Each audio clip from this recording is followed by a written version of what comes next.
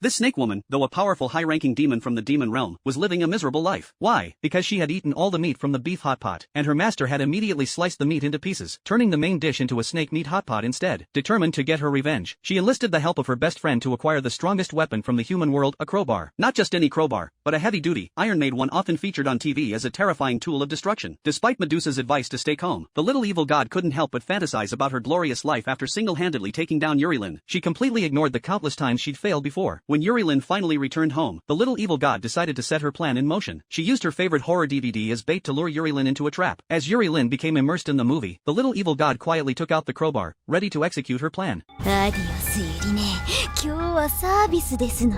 視聴者の皆様に人間が脳みそぶちまけるところをお見せして差し上げますの。えい。なぜバレた？全部声に出てたわよ。セリフ長いし。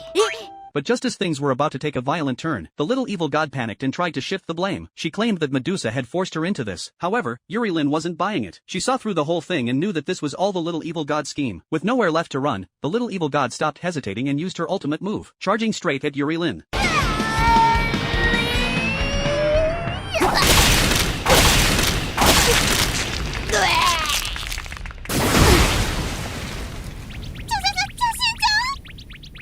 Even though Yurilin broke her waist in the process, the little evil god remained unharmed. But Yurilin, being the kind-hearted soul she was, couldn't bear to see her in pain. She immediately pulled out a vicious chainsaw and turned the little evil god into a little evil god steak. The next day, the little evil god hadn't fully recovered. But as soon as Yurilin left for the day, she quickly dropped her disguise and started planning her next revenge. Since it was Yurilin's birthday, the little evil god pretended to be her and invited all of her friends over. She planned to use the opportunity to lower Yurilin's guard, first pretending to offer a gift, then secretly using an electric shotgun to knock her out, and finally finish her off with a kitchen knife. But as fate would have it, Yurilin had gotten off work early and saw the whole plan unfolding. The little evil god's plan crumbled once again, and she couldn't hold her frustration any longer.